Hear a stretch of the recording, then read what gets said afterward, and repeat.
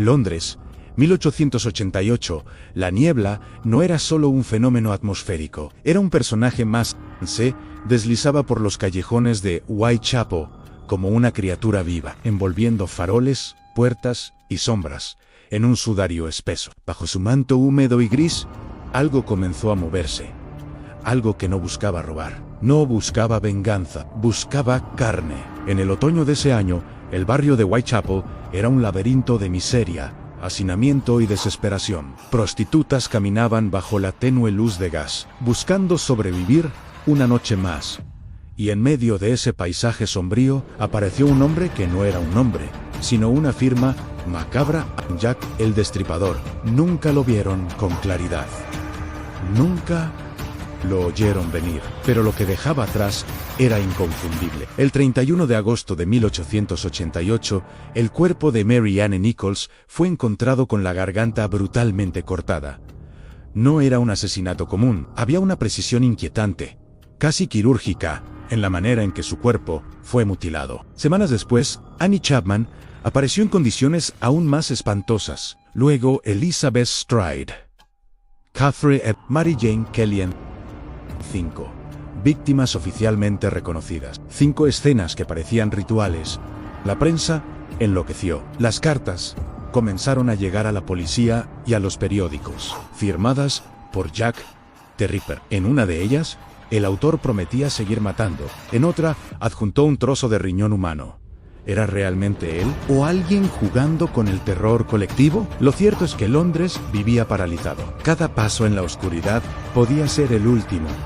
Cada sombra podía ocultar un cuchillo. La policía interrogó a cientos de sospechosos, médicos, carniceros, extranjeros, miembros de la realeza.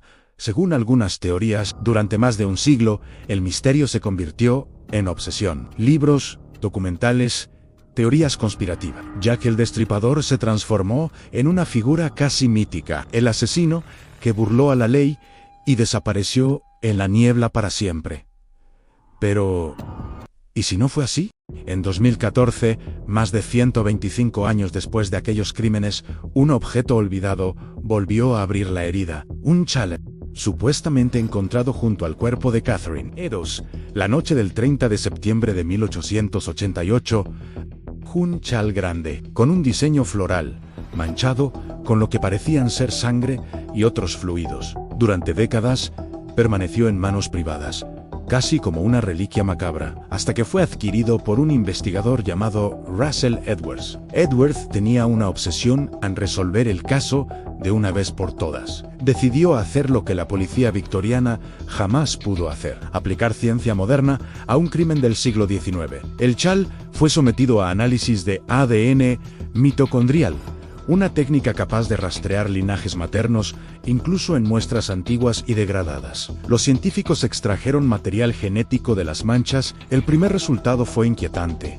El ADN coincidía con descendientes vivos de Catherine Eddowes. Eso sugería que el chal realmente había estado en contacto con la víctima. Pero el segundo hallazgo fue el que encendió la controversia. Otro perfil genético, diferente, fue comparado con el de descendientes de un hombre que ya había sido considerado sospechoso en su época, Aaron Kazminski, un barbero polaco, un inmigrante judío que vivía en Whitechapel.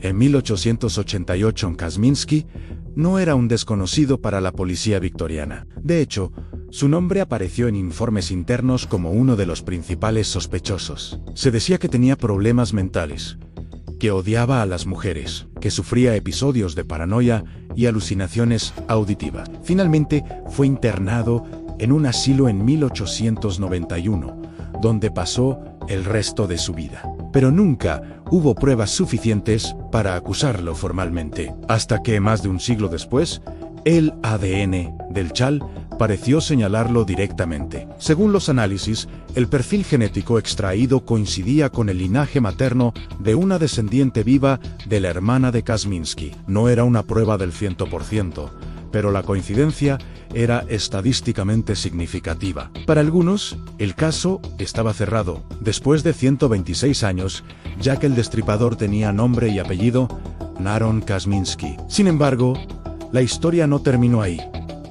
La comunidad científica reaccionó con escepticismo. Algunos expertos señalaron posibles problemas en contaminación del chal a lo largo de los años, falta de documentación clara sobre la cadena de custodia, limitaciones del ADN mitocondrial que no identifica a una persona específica, sino a un grupo familiar. ¿Era realmente concluyente o estábamos viendo lo que queríamos ver? Aún así, el avance fue histórico. Por primera vez, no se trataba solo de teorías literarias o perfiles psicológicos.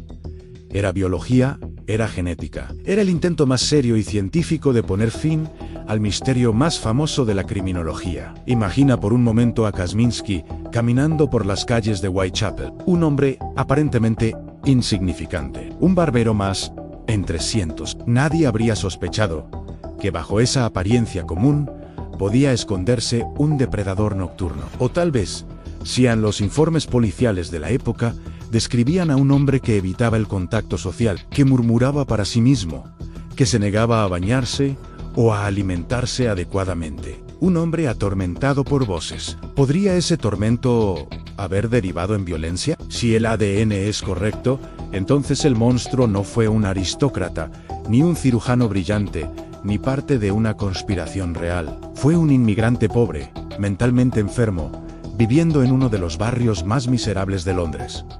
Eso hace la historia aún más inquietante, porque significa que el mal no siempre se oculta en las sombras del poder, a veces vive en la habitación contigua. El mito de Jack el Destripador creció precisamente porque no tenía rostro. Era el asesino perfecto en términos narrativos han desconocido, escurridizo, eterno.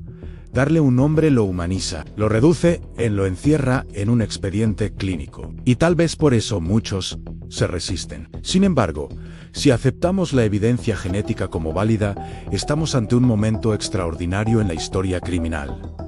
La ciencia moderna, resolviendo un enigma victoriano. La biología, hablando por los muertos. El pasado, susurrando a través de moléculas invisibles, piensa en ello durante más de un siglo. Generaciones enteras especularon, debatieron, escribieron novelas, rodaron películas, y la respuesta pudo haber estado en un trozo de tela olvidado, en un cajón en un chal manchado, un objeto silencioso que presenció el horror y guardó el secreto en sus fibras durante 126 años. La imagen es perturbadora. Mientras Londres cambiaba, mientras el Imperio Británico ascendía y caía, mientras dos guerras mundiales sacudían el planeta, ese chal permanecía intacto, esperando a que alguien hiciera la pregunta correcta con la tecnología adecuada. Y cuando finalmente ocurrió, el nombre emergió del pasado como un susurro en Kazminski. ¿Es este el final del misterio? Tal vez, o tal vez,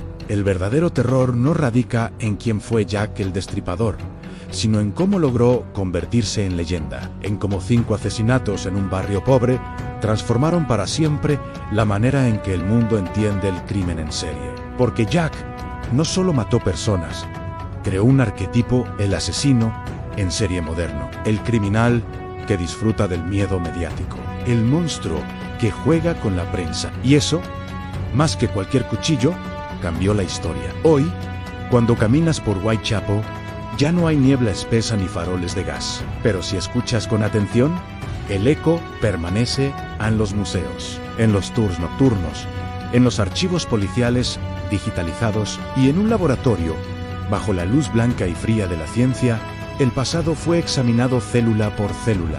Tal vez nunca tengamos una certeza absoluta. Tal vez siempre quedará un margen de duda, una grieta por donde el misterio respire. Pero si el ADN dice la verdad, entonces el rostro detrás del mito no era un demonio sobrenatural, sino un hombre frágil, enfermo y peligroso.